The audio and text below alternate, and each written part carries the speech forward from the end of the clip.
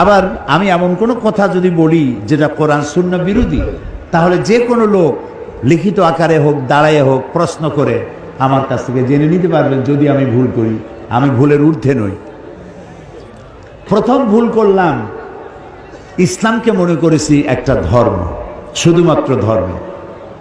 তো হিন্দু ধর্ম, খ্রিস্টান ধর্ম, ইহুদি, মজুসি, এই যে কত ধর্ম আছে, ওগুলো যেমন একটা ধর্ম, আমার ইসলাম কি সেই রকম ধর্ম না। ওদের ধর্ম কিছু পূজা পার্বণ, এই কিছু দেব দেবতা, দেব দেবী ইত্যাদির ঘটনা বলি, এগুলি আছে, কিছু গল্প কাহিনী আছে। সে যে ধর্মগ্রন্থ বলেন, আমি কিছু পড়াশোনা করেছি, বেদ, বাইবেল, ত্রিপিটক, তারপরে মহাভারত, পুরাণ, উপনিষদ কিছু পড়ছি।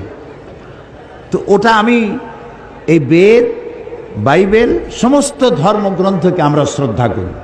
আমরা প্রত্যেকটা উপাসনালয়কে শ্রদ্ধা করি, সেটা মন্দির হোক, সেটা প্যাগোডা হোক, সেটা গির্জা হোক, সেটা গুরুদুয়ারা হোক, সমস্ত উপাসনালয়কে সম্মান করি, সমস্ত ধর্মীয় পুস্তককে সম্মান করি, সমস্ত জাতিকে সম্মান করি। আলহামদুলিল্লাহ বলি, আলহামদুলিল্লাহ। যেহেতু ইসলাম হচ্ছে মহাসাগর, উদার, মহাসাগরের মতো উদার, মহাকাশের মতো উদার। সুবহানাল্লাহ। পাগলেরা তারা বলে ইসলাম হলো মৌলবাদ, সাম্প্রদায়িক, হাবিজাবি, এইসব কথা বলে। এগুলো কি পাগল না মাথা গোল, আল্লাহ জানে। তো প্রথম কথা হচ্ছে যে ইসলাম গতানুগতিক কোনো ধর্মের নাম নয়, এটি একটি পূর্ণাঙ্গ জীবন ব্যবস্থা, কমপ্লিট কোড অফ লাইফ, পূর্ণাঙ্গ জীবন ব্যবস্থা। ইসলাম মানুষের জীবনের কোনো খণ্ডিত অংশকে শাসন করে না, নিয়ন্ত্রণ করে না, গোটা জিন্দিগিটাকেই নিয়ন্ত্রণ করে। সুবহানাল্লাহ বলে, তাহলেই আমি মুসলমান। একটা দৃষ্টান্ত দেই, গরু আছে না বগুড়ায়, গরুরে যদি না বাঁধেন তাহলে গরু তো চেনে না যে আপনার জমিন কোনটা আর অন্যের জমিন কোনটা। সে নিজেরটাও খাবে, মালিকেরটা, অন্যেরটাও খাবে, ঠিক না?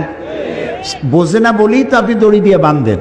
দড়ি দিয়ে বাঁধে থইলে সে তার নির্দিষ্ট এরিয়ার দড়ি যদ্দূর যাবে অদ্দূর খাবে, এর বাইরে যাবে না। আল্লাহ তাআলা গরুর থেকে মানুষকে সম্মান দিয়েছেন, মর্যাদা দিয়েছেন, সেই জন্য প্রকাশ্য কোনো দড়ি দিয়ে বাঁধেন নেই। আল্লাহ তাআলা একটা অদৃশ্য দড়ি দিয়ে বাঁধছেন, সেই দড়িটার নাম হলো ঈমান। সেই দড়িটার নাম কি? ঈমান। লা ইলাহা ইল্লাল্লাহু মুহাম্মাদুর রাসূলুল্লাহ। পড়েন লা ইলাহা ইল্লাল্লাহ, লা ইলাহা ইল্লাল্লাহ, লা ইলাহা।